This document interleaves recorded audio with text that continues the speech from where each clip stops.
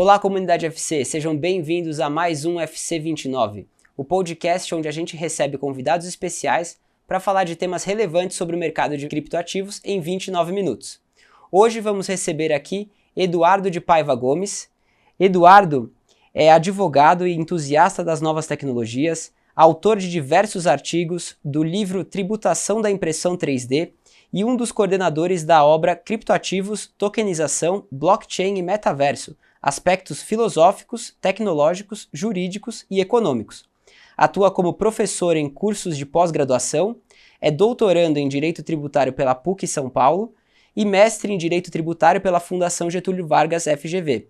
Também é mestrando em Blockchain e Moedas Digitais pela University of Nicosia. Seja bem-vindo, Eduardo. Tudo bem? Prazer estar aqui, viu, Guilherme? Muito Prazer obrigado. É meu. Conta um pouquinho pra gente, assim, da sua trajetória até aqui, como é que você descobriu os criptoativos, como é que entrou nesse mundo aí que a gente quer falar aqui nesse podcast. Legal. Bom, eu entrei nos criptoativos junto com meu irmão, Daniel de Paiva Gomes, então nós somos advogados, nós temos um escritório de advocacia, focado, a minha atuação é a dele em tributação, regulação e estruturação de negócios. Como que se deu contato com os criptoativos, né? A gente sempre trabalhou e estudou tributação e regulação de novas tecnologias. Então, desde tributação do software, tributação da impressão 3D, que é o meu livro, tributação de internet das coisas, inteligência artificial, regulação de tudo isso também. O Daniel desenvolveu uma pesquisa, né, no mestrado da FGV de tributação de criptoativos. Por quê? A gente adquiriu criptoativos lá atrás e alienamos os criptoativos, né? E veio a pergunta, como tributar isso aqui? Como que isso aqui é regulado? O Daniel desenvolveu o trabalho dele na FGV, foi premiado, foi uma dissertação de mestrado premiada da temporada. Inclusive é um livro, né? É um o livro que já foi lançado em 2 edições. Exatamente, está na segunda edição, a tributação de criptoativos, natureza camaleônica, segunda edição pela editora Thomson Reuters. E com base nesse trabalho a gente começou a ter muito contato com os criptoativos, e aí no meu mestrado eu fiz sobre impressão 3D, e no meu livro Tributação da Impressão 3D eu trago alguns impactos da utilização de NFTs nas operações com impressão 3D. Então, no fundo, a gente já tem essa pesquisa, esse trabalho voltado para novas tecnologias, mas para criptoativos de maneira específica foi uma questão pragmática. Adquirimos bitcoins, como que vamos tributar isso, como vamos oferecer a tributação de maneira regular, de maneira lícita, né? E naquela época não existia nenhuma orientação formal da Receita Federal ainda. A Receita Federal vem fazendo um excelente trabalho, manifestando publicamente diversos entendimentos que auxiliam o contribuinte, mas naquela época não tinha. Então a gente foi obrigado a estudar, o Daniel muito mais no mestrado da FGV, e agora com base nesse mestrado a gente tem atuado aí com criptoativos de maneira profissional desde mais ou menos 2015, 2016. Super interessante isso. Até contar uma curiosidade para você, eu também mais ou menos nessa época assim adquiri criptoativos e mais para frente também alienei, tive a mesma dúvida, né? Como é que eu tributo isso agora? E aí o livro do Daniel foi justamente a minha teoria ali, assim, o que eu vou fazer para conseguir fazer a tributação. Muito legal. Mas assim, então quer dizer, vocês começaram como investidor, você já investia em cripto antes. Como é que você conheceu criptoativos para investir, assim? Foi alguma coisa de inovação? Você estava em algum ambiente assim? Olha, a gente acabou descobrindo sobre criptoativos de uma maneira geral, porque na época a gente estudava muito novas tecnologias, software, evolução de software, começa aquela... sempre tocando as novas tecnologias, né? Internet das coisas, inteligência artificial. Eu lembro que as buscas da internet, aí chegamos na criptografia, ao utilizar o termo criptografia, veio o ativo criptográfico, Bitcoin. Aí a gente ficou, nossa, mas o que é isso, né? Blockchain, que conceito é esse? E aí a gente se debruçou bastante sobre isso, até eu e o Daniel estamos no mestrado lá da Universidade de Nicosia, que é um mestrado em ciência da computação, né? Somos advogados, mas um grande problema que a gente vê é como que eu vou entender essa tecnologia. Então, a gente está terminando o mestrado lá na Universidade de Nicosia com o Andreas Antonopoulos, que tem um Master em Bitcoin, Master em Ethereum, obras referências nesse tipo de tecnologia, né? Então, foi bem nesse contexto, né, de desbravando a internet, né? Quando a gente fala do direito, né, da legislação, da própria advocacia, no geral, quando a gente está combinando isso com novas tecnologias, existe sempre esse desafio, né, de como é que você, à luz do ordenamento jurídico, explica determinada operação, determinada tecnologia que surge, ou modelo de negócio que surge com essa tecnologia, né? Então, você tem isso para inteligência artificial, você tem isso para impressão 3D, como você falou, e para criptoativos também é um desafio, né? Sim. Então, eu queria entender, assim, como foi para você juntar esses dois mundos, assim, o mundo de novas tecnologias que são muito inovadoras e que nem sempre se encaixam exatamente naquele ordenamento jurídico, e esse mundo aí do ordenamento, do direito em si, que é mais, vamos dizer assim, mais com definições mais concretas de coisas que já existem, etc. Exato. Olha, hoje, qualquer pessoa usa a internet sem saber o que é um protocolo TCP/IP. Né? A gente ainda vai chegar nesse estágio de entendimento. Acho que o grande desafio hoje, pelo menos no contexto dos criptoativos, é mostrar que muitas vezes os criptoativos são forma e não conteúdo. Né? Liechtenstein, a legislação de Liechtenstein determina que criptoativos são grandes envelopes de direitos. Então eu posso colocar o que quiser lá dentro. Ou seja, ele vai ser um ativo que representa outra coisa. Né? Lógico, não estamos falando de Bitcoin, que ele é um criptoativo, na minha opinião, em razão das suas características, bem à parte de tudo isso. Né? O Bitcoin, por exemplo, é um criptoativo sem um emissor centralizado, já começa aí uma diferença. Isso já muda completamente. Já muda completamente o jogo. Né? Então, existem categorias diferentes. Eu acho que o grande desafio que a gente enfrenta hoje são as questões das categorias. Por que um Bitcoin não é a mesma coisa que um Ether? Por que a blockchain do Bitcoin não é igual à blockchain da Ethereum?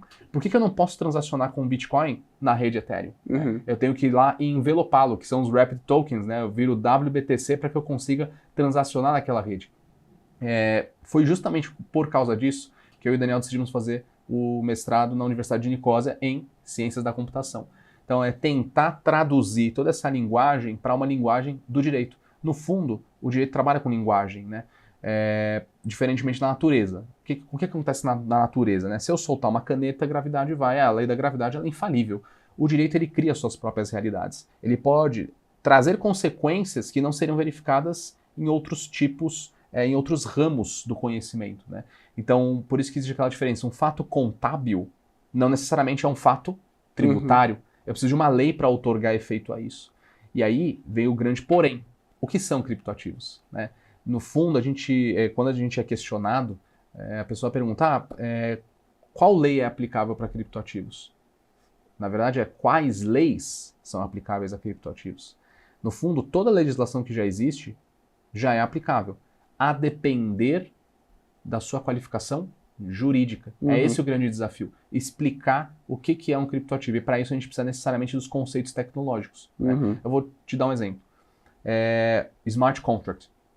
Se a gente traduzir de maneira literal, contrato inteligente. Mas não é nem contrato, porque não preenche os requisitos da legislação para ser um contrato. E não é inteligência, não é inteligente. Por quê? Porque não está imbuído com inteligência artificial. Aí então a gente traz um conceito tecnológico. O que é o smart contract? Um software que funciona na sistemática se, então. Dado o fato A, deve ser a consequência B. Curiosamente, como o direito trabalha, né? O direito trabalha dessa forma. Dado o fato de oferir renda, deve ser o pagamento de imposto de renda.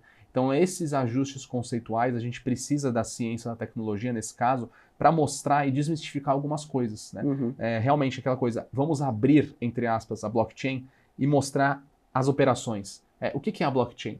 Para evitar eventual entendimento que a gente já viu manifestado na mídia e alguma decisão judicial, do tipo, oficie-se a blockchain para bloquear os ativos. E isso é impossível, né? Oficiar pela própria tecnologia, né? Pela própria tecnologia. Então você mostra o que é a tecnologia e são conceitos que já estão vinculados hoje em dia. Blockchain, um grande livro, razão, descentralizado.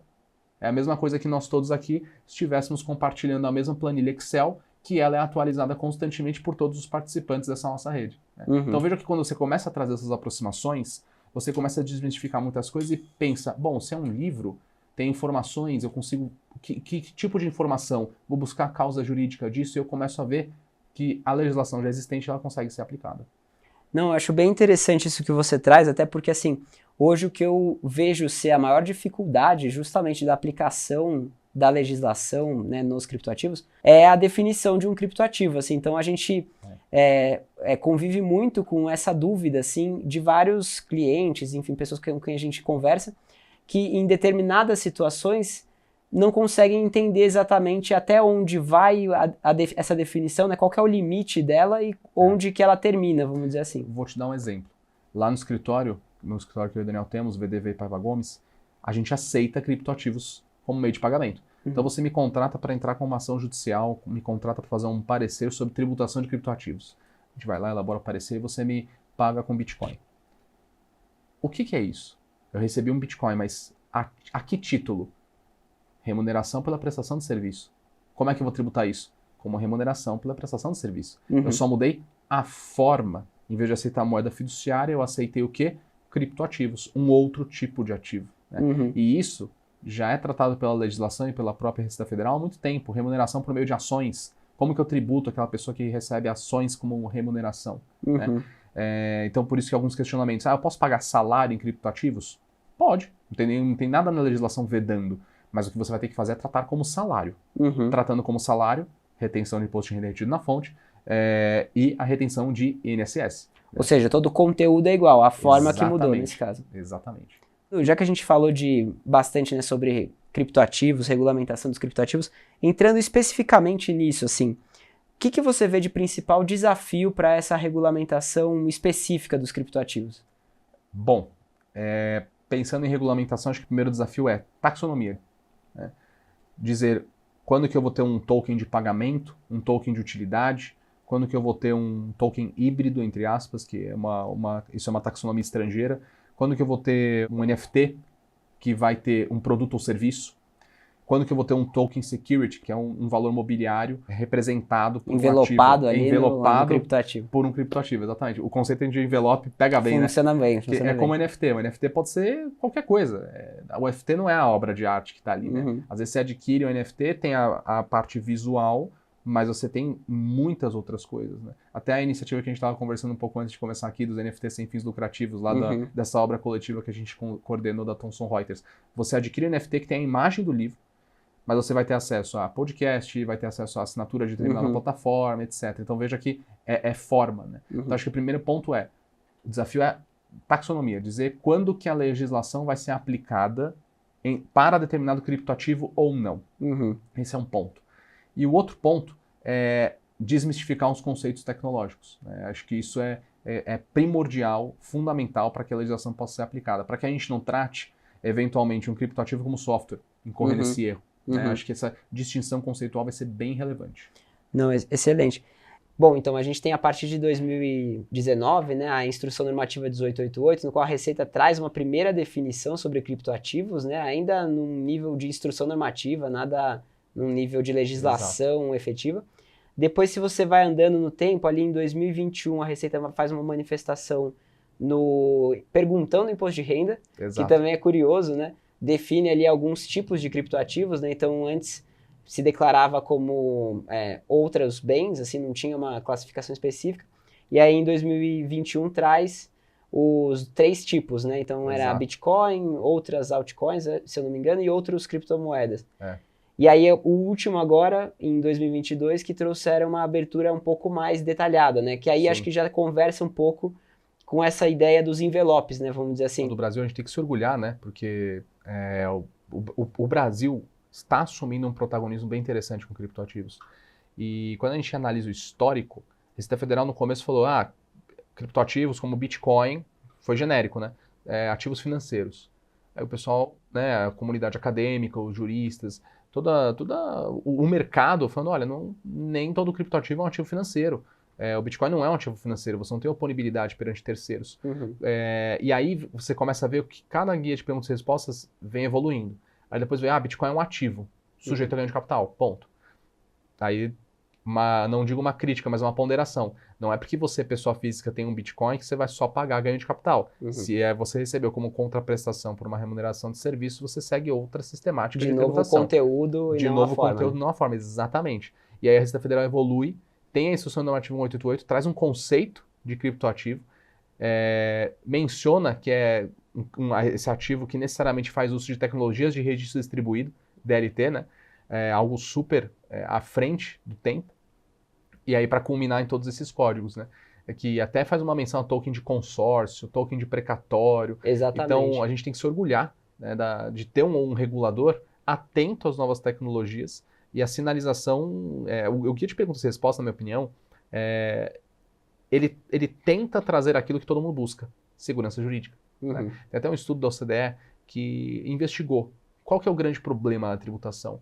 São alíquotas altas? Muitas vezes não. Muitas vezes eu quero saber o que eu vou pagar no final do dia. Eu quero estruturar meu negócio e saber o que eu vou pagar. Previsibilidade, né? Previsibilidade, exatamente. O guia de perguntas e respostas ajuda nesse sentido. Digo que ajuda, não resolve, né? Temos ainda algumas questões a serem mais aprofundadas. E um outro ponto é que o guia de perguntas e respostas é aplicado exclusivamente para pessoas físicas. A gente ainda tem grandes problemáticas envolvendo pessoas jurídicas. Né? Exatamente. Aí eu vejo que está um dos próximos passos mais importantes dessa regulamentação, assim, é tornar claro para a pessoa jurídica, trazer segurança jurídica para a pessoa jurídica, né? Exatamente. De como ela pode usar criptoativo na sua operação. Porque no final do dia é onde está o principal valor que a gente vê, né, nessa tecnologia dos criptoativos, é que isso efetivamente esteja na vida das pessoas, no dia a dia. E para estar na vida das pessoas, tem que estar na vida das corporações também. Exatamente. Por exemplo, hoje não tem nada que impeça, aqui no nosso exemplo, de pagar salário com criptoativos, mas a pessoa quer ter uma segurança, uma normativa, uma regulamentação para dar respaldo. Né? Aquela coisa, a iniciativa privada pode fazer tudo, desde que não seja proibido. O poder público só faz aquilo que está autorizado. Então, vai ser necessário essas adaptações e algumas manifestações de clareza para que a gente possa realmente seguir rumo ao futuro. Muito legal. Bom, e aí, falando, né, então agora desse futuro, né, a gente teve no ano passado, em dezembro, o Marco Legal dos Criptoativos que foi sancionado. Exatamente. E que agora entra em vigor no futuro, né? Em junho desse ano ele entra em vigor. Queria entender com você, assim, o que você espera nesse sentido? Assim, o que você espera desse marco legal a partir do momento que ele entrar em vigor? O que é esperado aí? O que vai acontecer? Bom, essa legislação que você mencionou, até estou aqui com a colinha, né? É a Lei 14.478 de 2022 e agora vou tecer aqui algumas, não digo críticas, mas talvez pontuar alguns aspectos, né? Eu sou um pouco cético em dizer que ela é uma lei que é o marco regulatório dos criptoativos. Por quê? Em nenhum momento ela utiliza o termo criptoativos, em nenhum momento ela utiliza o termo tecnologias de registro distribuído. Quando a gente analisa a legislação, ela trata da seguinte forma: dispõe sobre diretrizes a serem observadas na prestação de serviços de ativos virtuais e na regulamentação das prestadoras de serviços de ativos virtuais. Me parece que essa legislação ela vem para regulamentar o que lá no exterior é conhecido como VASP, os Virtual Asset Service Providers, e aqui são os prestadores de serviços de ativos virtuais. Esse seria um primeiro ponto. Né? O segundo ponto é que, de largada, a legislação já começa a trazer o que ela regula e o que ela não regula. Quando ela, já no artigo 1º, esta lei dispõe sobre prestação de serviços de ativos virtuais. O parágrafo único já fala, essa lei aqui não se aplica a ativos que representem valores mobiliários. Que a grande controvérsia hoje é, o meu token do meu projeto é ou não um valor mobiliário? Ele já fala, essa lei aqui não se aplica para isso. Você continua submetido à lei de valores mobiliários, ou seja, você continua submetido à competência da CVM. Qual que é a sinalização? A lei de valores mobiliários sempre foi aplicável? Sempre. Continua, sempre foi, independentemente da forma utilizada desse criptoativo. E o artigo 3º, ele define o que é um ativo virtual. Considera esse ativo virtual a representação digital de valor, que pode ser negociada por meio eletrônico para a realização de pagamentos ou com propósito de investimento. Parece que a legislação aqui flertou com o conceito de token de pagamento, né? Payment tokens lá da doutrina estrangeira.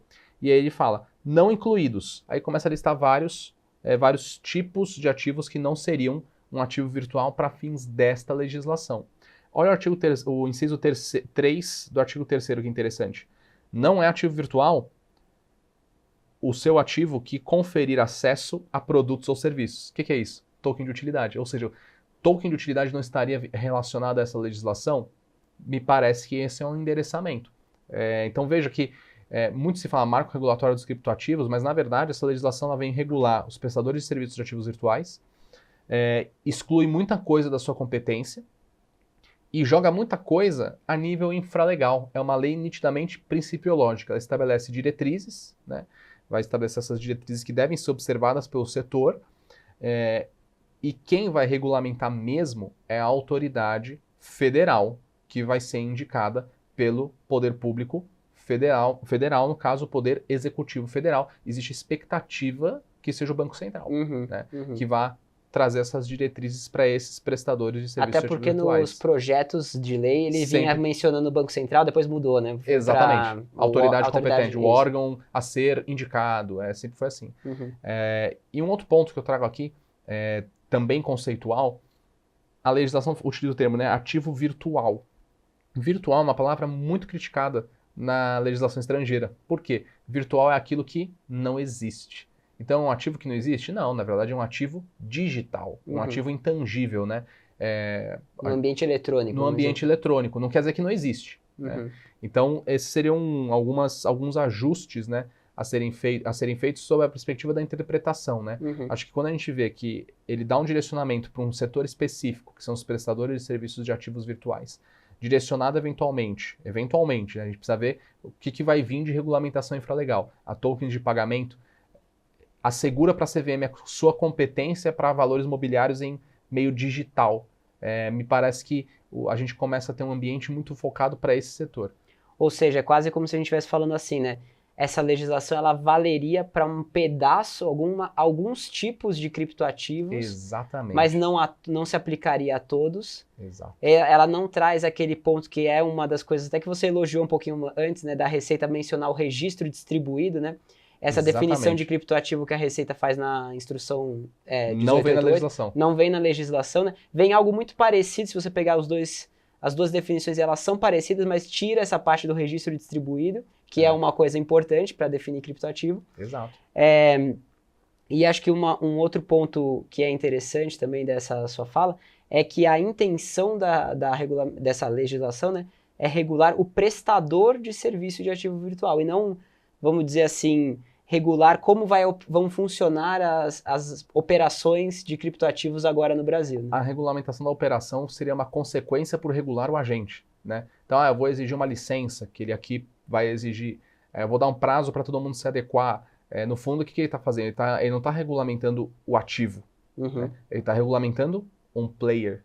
Perfeito. Normalmente, a regulação das tecnologias, na minha visão, deveria seguir essa sistemática. Você não vai estrangular, por exemplo, a internet. Você vai regular os atores envolvidos na internet. O Marco Civil da internet é isso. Você tem o provedor de aplicação, você tem esses deveres. O provedor de conexão, você tem esses deveres. E a legislação assegura a neutralidade da rede. Isso é o Marco Civil da internet em termos bem genéricos. Me parece que essa legislação seguiu um caminho um pouco parecido. Principiológica, coloca as responsabilidades, define responsabilidades de um lado para o outro, estabelece que você necessariamente vai precisar de uma regulamentação infralegal, que a gente espera-se que seja o Banco Central. Então, no fundo, essa legislação a gente só vai saber o impacto dela de uma maneira assim mais profunda quando vier essa regulamentação infralegal. Ou seja, a partir de junho, quando o Banco Central, ou qualquer que seja esse órgão competente, efetivamente começar a regular esse mercado. Exatamente. Interessante. O que é interessante também, né, nisso que você falou, faz muito sentido, né, a tecnologia, você regular não a tecnologia em si, para não estrangular a inovação ali, né, mas regular os players. Só que nesse ponto dos criptoativos, talvez exista um furo aí que é a questão da blockchain, né? As operações que ocorrem numa blockchain. Porque nela você não tem um player necessariamente, você tem N players ali distribuídos no mundo, né? Então, se a gente for pensar dessa forma, operações P2P, né? Peer-to-peer, ponto a ponto, né? Ou a gente vai usar aqui trazer pro nosso contexto, pessoa a pessoa, né? Eu chegar para você e falar, olha, eu quero comprar seu celular, você aceita Ether? Aceito. A gente faz a transação, em tese não está submetido a essa legislação. Não é? Exatamente. Você vai precisar de uma licença para fazer isso? Óbvio que não. Óbvio que não. Eu acho que essa legislação vem como uma resposta a tantos esquemas Ponzi, a tantos problemas, a tantos golpes, porque infelizmente quando a gente abre a mídia, cripto está sempre associado ou à lavagem ou à pirâmide, alguém da família egípcia, né? Tem o faraó, o sheik, tem todo mundo. Exatamente. Então me parece que essa lei vem para responder isso. Tanto é assim que cria um tipo penal específico, que é o estelionato digital, né? O 171A, para uma nova forma penal, um novo crime para essa situação específica. Ah, mas não era aplicável o estelionato anterior? Lógico que era, sempre foi. Mas esse tipo de legislação, ela quer dar uma resposta à sociedade, mostrar que, olha, eu regulador, estou atento, estou verificando a evolução da sociedade e vou punir de maneira mais gravosa aquele que utiliza meios de maneira, o ambiente digital e utiliza meios ardilosos para praticar esse tipo de crime. Uhum. Uma das coisas que eu percebo, assim, que também tem muito valor nessa legislação, e ao regular o player, né, ao regular o prestador desse tipo de serviço, é também com relação a todos os dados, os fatos comprobatórios dessas operações, porque hoje uma dificuldade muito grande do investidor, na linha da segurança jurídica, é conseguir até reunir as operações que ele tem, reunir as informações para fazer algo, né, mostrar que ele está sendo idôneo ali no que ele está declarando para a Receita. Então você pega um caso, por exemplo, como o da FTX, que a corretora quebrou, foi um golpe lá, um crime, quebrou a corretora. E agora ninguém mais tem acesso a extrato, ninguém mais tem acesso às movimentações que ocorreram, de certa forma um absurdo, né? É um absurdo. Para quem estava investido ali, confiava nessa empresa e agora sofre com uma insegurança jurídica. Exatamente, e são muitas pessoas que às vezes não são muito versadas na tecnologia. Você conseguiria puxar tudo isso, tentar de alguma forma ir na blockchain? Assim, você pode até tentar, mas numa exchange, você não tem acesso à chave privada, tá tudo misturado. Não vai ter wallet individualizado, entendeu? Vai estar tudo um bolo só. Então você não vai conseguir fazer isso, né? Exchange, lembre-se, né? Not your keys, not your coins. Exato. Se as chaves privadas não são suas, os criptoativos ali não são seus, que é exatamente o que aconteceu com o FTX. Então, veja nesse caso, né? A gente também é muito procurado por pessoas que querem tributar da maneira correta, mas não têm acesso à informação. Né? E isso até poder público. O poder público precisa da informação também para ver se está tudo em conformidade, para evitar ilícitos e esquemas fraudulentos. Né? Então, o bom pagador, o bom player acaba sendo penalizado por players como esse. Deixou todo o repositório de informações ali, na hora de puxar, não tem mais nada. Né? Exatamente. Bom, e acho que para a gente encerrar aqui, né, eu queria trazer uma última pergunta, que é como você vê esse futuro aí da regulação, da regulamentação de cripto no Brasil. Você acredita que ao entrar esse órgão regulador, essa autoridade competente, a gente deve caminhar para um cenário de uma regulamentação, vamos dizer assim, mais clara, com mais segurança jurídica para quem atua nesse mercado, investe, enfim, ou não? Olha, eu acho que sim. Eu acho que vai dar mais segurança, mais respaldo, tanto para os players quanto para o mercado. E veja, a lei, essa legislação, a Lei 14.478, que na minha visão não é um marco regulatório de criptoativos, mas regula essa prestação de serviços de ativos digitais, lá no finalzinho ela fala, aplica-se o Código de Defesa do Consumidor, no que couber. Qual que é a sinalização? Vamos proteger o investidor e vamos regulamentar a atividade. Né? Então eu acredito que sim, e o Banco do Brasil, olha, o Banco Central, né, o Bacen, ele tem assumido um protagonismo excelente nessa matéria, pessoas altamente qualificadas, então eu confio que se for o Banco Central, a gente vai ter um regulamento infralegal super, super interessante e que vai realmente trazer bastante clareza. Né? A CVM também, embora não seja essa autoridade de que trata a legislação, talvez não seja, eu acredito que não, porque ela já foi até excluída no artigo 1º, a CVM também conta com um time de pessoas altamente qualificados, o pessoal do Laboratório de Inovação. O Brasil tem pessoas que estão à frente dessas iniciativas, pessoas muito qualificadas. Né? Então, eu acredito que vai ter aí uma regulamentação muito, muito interessante. Bom, Edu, a gente está chegando no final aqui desse bate-papo. Queria te perguntar se você tem alguma consideração final que você queira fazer, algum comentário. Fica à vontade aí para usar esses últimos minutinhos. Bom, como último comentário, aquela máxima, né? Do your own research. Né? Faça sua própria pesquisa, estude, se capacite. Hoje a gente tem muito acesso à informação, então conhecimento não falta. Faça um bom filtro, né? Faça suas investigações e, obviamente, nada do que a gente falou aqui é recomendação de investimento. A gente está aqui discutindo questões... Nem recomendação jurídica nem também, recomendação jurídica, né? Mas acho que temos aí um futuro muito fértil. Então, acredito que muitos projetos vão encontrar grande respaldo para que possam se desenvolver. Legal, bacana. Muito obrigado pela sua presença, foi um prazer enorme te receber aqui e espero que vocês tenham gostado do conteúdo.